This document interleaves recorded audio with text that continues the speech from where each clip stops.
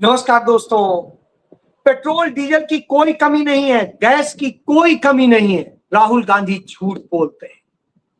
कोई दाम नहीं बढ़ने जा रहे हैं, कोई भी कीमत नहीं बढ़ेगी। राहुल गांधी झूठ बोलते हैं। कोई पेपर लीक नहीं हो रहा है, कोई धांधली नहीं हो रही है, कोई परीक्षा में गड़बड़ी नहीं हो रही है।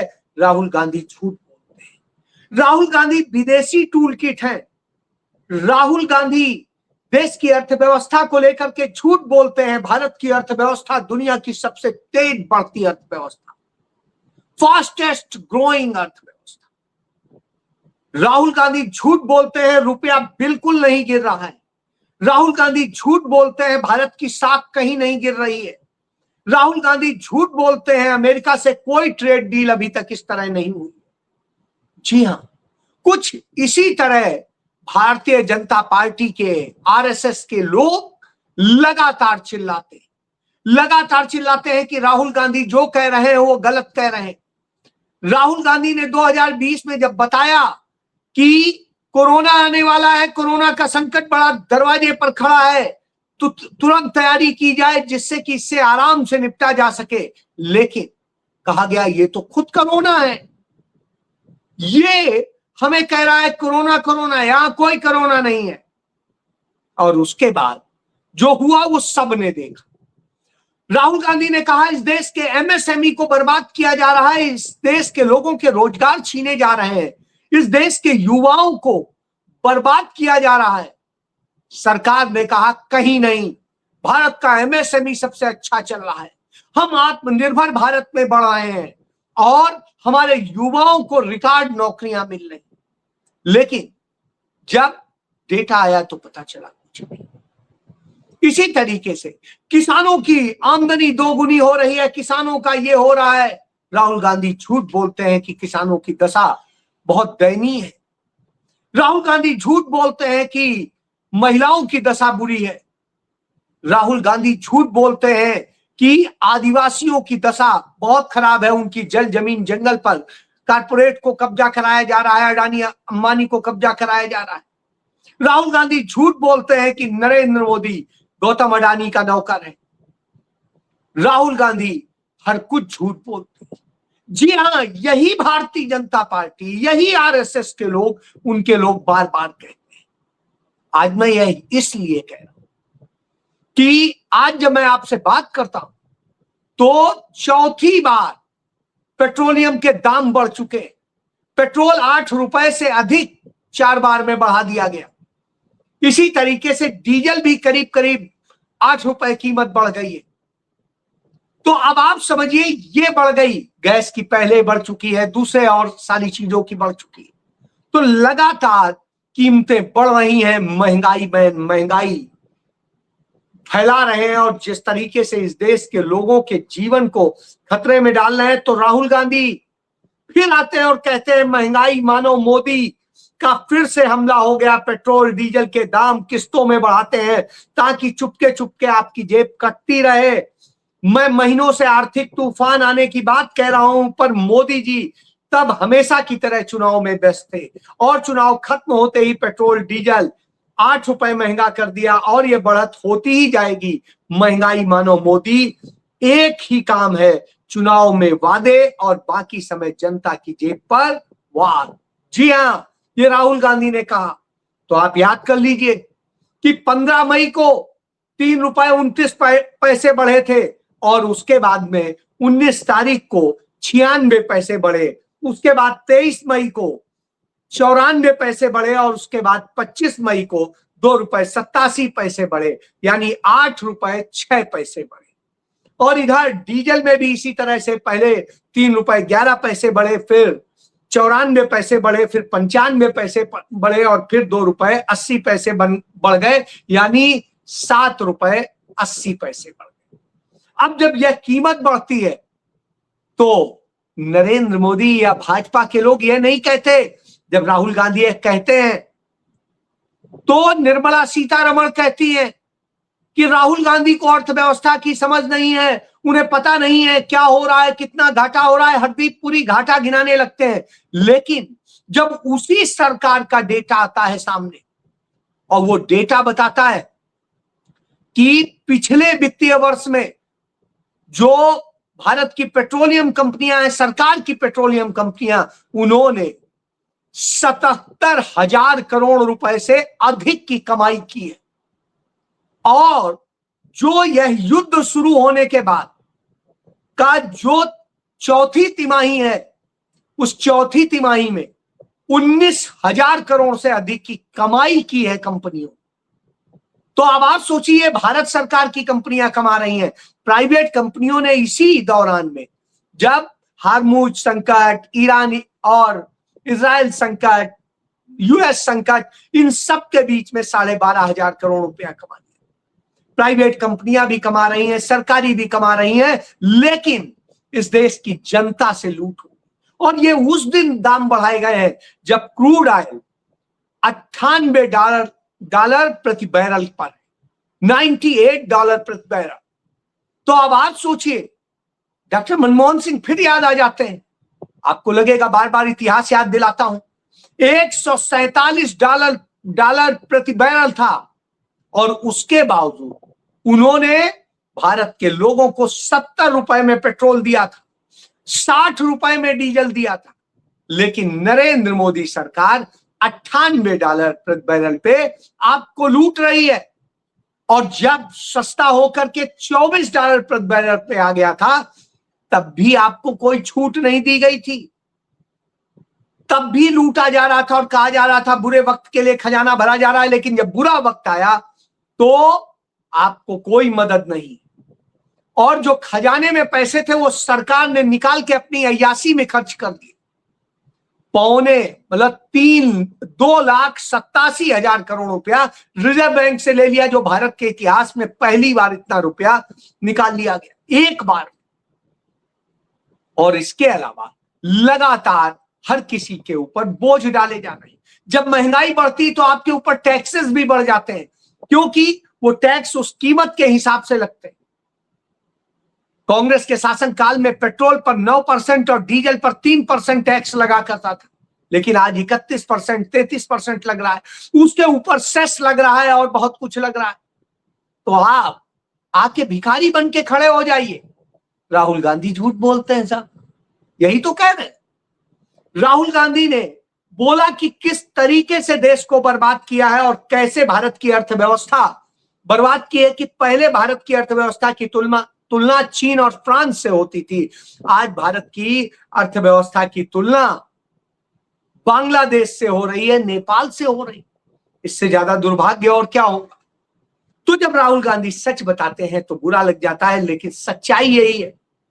तो जो भारतीय जनता पार्टी के उप मुख्यमंत्री हैं उत्तर प्रदेश में, वो केशव प्रसाद मौर्य, वो कहता है कांग्रेस को बिना किसी हिचक के स्वीकार करने में गुरेज नहीं करना चाहिए कि उम्मीद के भरोसे का दूसरा नाम यशस्वी प्रधानमंत्री नरेंद्र मोदी है। जी हां, बिल्कुल उम्मीद है कि वो देश को बर्बाद कर देगा। यह उम्मीद है कि वो देश को टुकड़े कर देगा। यह भी उम्मीद है कि वो देश को कंगाल करके छोड़ेगा और सब अमेरिका को सौंप देगा। 12 साल की यह नाकामी है कि नरेंद्र मोदी ने आज देश को इस हालत में लाके खड़ा कर दिया। ये वही नरेंद्र मोदी है जो कहा करता था 2013-14 में कि हम आएंगे तो महिलाओं पर अपराध नहीं होंगे, हम आएंगे तो महंगाई कम हो जाएगी, हम आएंगे तो पेट्रोल डीजल के दाम 30 रुपए हो जाएंगे, हम आएंगे तो ये हो जाएगा, वो हो जाएगा। लेकिन साहब ये हालत आ गई है कि देश की सर्वोच्च सेवा की तैयारी कर रही यूपीएससी की लड़की के साथ में लखनऊ में 3 दिनों तक गैंग रेप होता है और उसको बुरी तरीके से प्रताड़ित किया जाता है। पुलिस बड़ी मुश्किलों से एफआईआर दर्ज करती है, कार्रवाई करती है। उसके बाद में इसी तरीके से महोबा में आपने देखा ही, दलित बच्ची के साथ में जो नीट की तैयारी कर रही थी, 16 दिनों तक गैंग रेप हुआ, उसको सिगरेट से जलाया गया और न जाने क्या क्या हुआ। और उसके बाद ये वही लोग हैं जो गौ हत्या पर लोगों की जाने क्या क्या कर लेते हैं, जान ले लेते हैं, लिंचिंग कर देते हैं। और इन्हीं के राज्य में जहां इनकी सरकार है, वहां जैसलमेर में हजारों गायें मरी पड़ी हैं, हजारों, एक दो नहीं, हजारों गाय। उसका वीडियो मैंने अपने एक्स हैंडल पे डाला है, चाहिएगा तो देख लीजिएगा। वह स्थिति है। और जब इतनी बुरी स्थिति और आप कहेंगे ऐसे, तो साहब ये वो लोग हैं, ये इनको आपने सौंपा और ये बर्बाद करने पे, तभी इस देश के युवाओं का भविष्य भी बर्बाद कर। तो युवाओं के भविष्य का भी आप देख लीजिए, नीट पेपर को लेकर के सड़क पर 45 से 48 डिग्री के तापमान में झुलसते हुए भी कांग्रेस के कार्यकर्ता, एनएसयूआई के कार्यकर्ता, यूथ कांग्रेस के कार्यकर्ता लड़ रहे हैं। आदिवासियों के लिए लड़ रहे हैं, महिलाओं के लिए लड़ रहे हैं, सबके लिए लड़ रहे हैं। कांग्रेस के लोग जगह जगह किसानों के लिए लड़ रहे हैं, महंगाई के खिलाफ लड़ रहे हैं, सड़क पर लड़ रहे हैं। जो राहुल गांधी चाहते थे कि कांग्रेस सड़क पर दिखनी चाहिए, लड़ते हुए दिखनी चाहिए, तो दिख रही है। लेकिन इस देश का मीडिया नहीं, गोदी मीडिया, वो उसे दिखाएगा नहीं, अखबार छापेंगे नहीं, और यहां झूठी बातें चलती हैं। तब राहुल गांधी आते हैं तो बताते हैं कि मोदी और प्रधान यानी धर्मेंद्र प्रधान की जोड़ी एक और संस्था को धांधली का प्रतीक बना दिया है। दशकों में पहली बार सीबीएसई बोर्ड परीक्षा पर इतने गंभीर सवाल उठे हैं। 18.5 लाख बच्चों ने सीबीएसई की 12वीं की परीक्षा दी थी। ओएसएम की गलत मार्किंग और जांच की गड़बड़ियों की शिकायतें अनसुनी कर दी। शिक्षा मंत्री अपनी कुर्सी पर चिपके हुए हैं। एक 17 साल के बच्चे ने आकर अपनी गलत कॉपी की जांच को लेकर के जब आवाज उठाई, न्याय की उम्मीद पर सोशल मीडिया पर आया, तो उसने मदद देने की बजाय उसे गाली दी जा रही है। बीजेपी का आईटी सेल उसे एंटी नेशनल कह रहा है, जॉर्ज सोरोस का एजेंट बता रहा है, डीप स्टेट का हिस्सा कह रहा है। एक 17 साल के बच्चा अपने भविष्य के लिए आवाज उठा रहा है और बीजेपी उसे देशद्रोही बता रही है। सच यह है, मोदी सरकार युवाओं और जनजी से डरती है, क्योंकि अब सवाल पूछ रहे हैं और जो सवाल पूछे उन पर सरकार बदनाम करती है, डराती है, कुचलती है। पर सुन लीजिए, मोदी यही युवा पीढ़ी, यही जनजी आपका अहंकार तोड़ेगा। जी हां, एक बच्चे के साथ तो ये हुआ, उसने अपनी कॉपी मांगी थी, कॉपी आई तो पता चला उसकी कॉपी है ही नहीं, वो कॉपी किसी और की है, उसकी राइटिंग नहीं है, कुछ नहीं। उसने ऑन कैमरा सब कुछ दिखाया, तो यही भारतीय जनता पार्टी के लोग, उनका आईटी सेल उस बच्चे के ऊपर टूट पड़ा, नाबालिग बच्चे के ऊपर, जिसकी जिंदगी बर्बाद कर दी गई। तब राहुल गांधी उसको लेकर के बोलते हैं और लड़ते हैं, कहते हैं यह स्थिति कर दी है। तो स्वाभाविक सी बात है कि कांग्रेस उस पर लड़ रही है, बोल रही है। बाकी कोई दल नहीं दिखाई दे रहा है, सब कोई अपने घरों में बैठे हैं, एयर कंडीशन में बैठे हैं और वैसी बातें कर रहे हैं। लेकिन कांग्रेस इस भीषण गर्मी में तपते हुए, झुलसते हुए लड़ रही है। चाहे आदिवासियों का मसला हो, चाहे महिलाओं का मसला हो, चाहे किसी का भी मसला हो। अजय राय भयंकर गर्मी में बुंदेलखंड में महोबा की उस लड़की से मिलने गए, तो उनके खिलाफ एफआईआर दर्ज कर दी जाती। उसको न्याय देने की बजाय सरकार अजय राय पर हमला करती। सरकार न्याय देने की बजाय राहुल गांधी पर हमला करती है, उन्हें झूठा ठहराती, जबकि वो हर बार सही साबित हुए। चाहे उन्होंने कहा हो आर्थिक संकट के बारे में, चाहे उन्होंने डेड इकोनॉमी के बारे में बताया हो, चाहे उन्होंने पेट्रोलियम के आने वाले संकट के बारे में बताया हो, चाहे उन्होंने बताया हो कि भारत उस तरह से एनर्जी की तैयारी नहीं कर रहा है, चाहे दाम को लेके बताया हो, चाहे महंगाई को लेके बताया, चाहे महिलाओं के भविष्य को लेकर बताया हो, चाहे किसानों की बात की हो, चाहे पिछड़ों की बात की हो, आदिवासियों की बात की हो, दलितों की बात की हो। आज वो सब कुछ देखने को मिल रहा है जो राहुल गांधी ने कहा था। दुनिया में भारत की इज्जत गिरा करके नरेंद्र मोदी झुकाए हुए सिर खड़ा है, भारत को बेइज्जत करा रहा है, भारत माता को लजवा रहा है। ऐसी स्थिति में राहुल गांधी एक उम्मीद बन के खड़े हो गए, क्योंकि जिस चीन को नरेंद्र मोदी कहते थे कि लाल आंख दिखाएंगे, आज उस चीन ने भारत से कह दिया अपनी हद में रहो, हमारे बीच में मत पड़ो। दलाई लामा का और हमारा मामला है, ये बीच में पड़ोगे तो ठीक नहीं हो। यानी इस अंदाज में हमें जो है चाइना हमें कह रहा है, और हमारा प्रधानमंत्री घुग्गी बांधे बैठा हुआ है। हिम्मत नहीं है कि वो उसका जवाब दे जो कहता था लाल आंखें दिखाए। लाल आंखें दिखाने वाला लाल कारपेट बिछा रहा है, यह हालत है। तो अब आप सोच लीजिए आपको कैसा प्रधानमंत्री देना है। इसीलिए मैं कहता हूं कि जिस तरीके से हालात बन गए हैं, राहुल गांधी ने जो जो बात कही थी, आज वो सब कुछ सामने है कि कैसे नरेंद्र मोदी ने इस देश का बेड़ा गर्क कर दिया है। तो ऐसी स्थिति में क्या होता है, यदि कोई कहता है कि मिनिस्टर का रिजिग्नेशन होना चाहिए तो उसे कहा जाता है ये एंटी हिंदू है। कोई कहता है पेपर लीक हुआ एग्जाम में तो कहा जाता है आपके लिंक आईएसआई से हैं। यदि वो कहता है कि हमें जॉब चाहिए, नौकरियां चाहिए, रोजगार चाहिए, तो कहा जाता है आप डीप स्टेट के हो। यदि वो कहता है हमें मिनिमम वेजेस चाहिए तो कहा जाता है आप सोरोस के एजेंट हो। कहा जाता है यदि कोई मांगता है कि महंगाई है इससे निजात दिलाए तो कहा जाता है तुम पाकिस्तान चले जाओ। यदि कोई कहता है कि हमारे जो मीम्स बना रहा है गवर्नमेंट की उसको कर रहा है तो कहा जाता है आपका अकाउंट सस्पेंड कर दिया जाएगा। यदि कोई सवाल करता है सरकार से तो कहा जाता है मेलोडी खाओ, फालतू की बात मत करो। अब आप सोचिए, तो यह स्थिति आ गई है। तो जब हम आज ये बात करते हैं तो अमेरिका का विदेश मंत्री भारत के प्रधानमंत्री को डिक्टेट कर रहा है मार्को रूबियो। वो बता रहा है, वो कह रहा है कि वेनेजुएला की राष्ट्रपति आएंगी। जी सर, सोचिए आप किस तरह से इसने भारत की इज्जत गिरा दी। और डंका विश्व गुरु काहे का विश्व गुरु भाई, तुमने तो विश्व गुरु बना दिया है, देश को बेइज्जत कर दिया है। तो यह है अपने आप में शर्मनाक। और फिर एंटी हिंदू और न जाने क्या क्या कहते थे। तो एक एंटी हिंदू पे दिखा देते हैं आपको। ये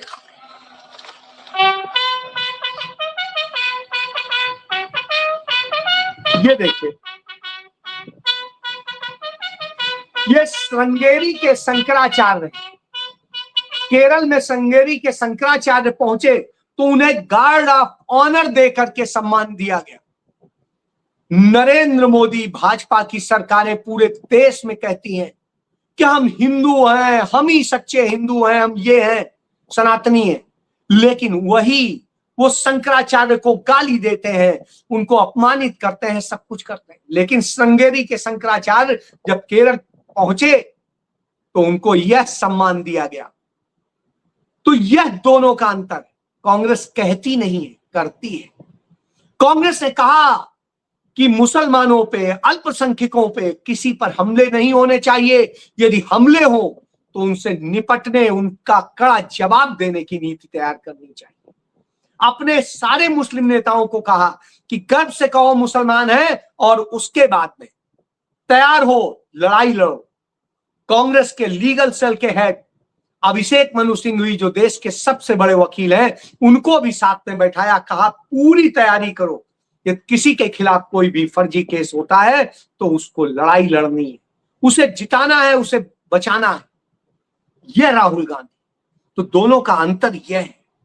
लेकिन नरेंद्र मोदी जो भ्रष्टाचार की, तो एक भ्रष्टाचार का भी नमूना मैं चाहता हूं, देख लीजिए। ये टंकी है, ये टंकी देख लीजिए। ये टंकी 94 करोड़ की बनी थी, 94 करोड़ से अधिक की। अभी बन के तैयार नहीं हुई थी, इसकी टेस्टिंग हो रही थी और टेस्टिंग में ही फेल हो गई। तो अब आप सोचिए, टेस्टिंग में फेल हो गई 95 करोड़ 74 लाख 79 हजार की रुपए की लागत से ललितपुर में बनी थी, वही अमृत योजना के तहत।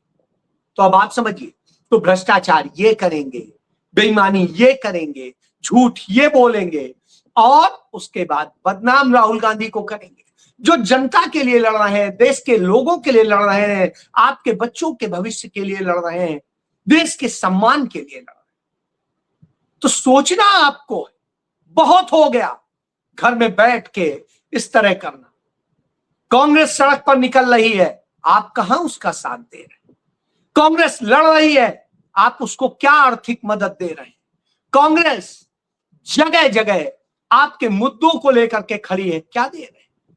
आप कभी जात के नाम पे किसी पार्टी के साथ चले जाएंगे, किसी धर्म के नाम के किसी पार्टी के नाम पे चले जाएंगे, किसी और आधार पे चले जाएंगे और भविष्य अपने बच्चों का बर्बाद करेंगे। तो आज आपको सोचना है कि आपको किसके साथ खड़ा होना है। यदि आप खड़े नहीं होंगे तो आप खत्म कर दिए जाएंगे।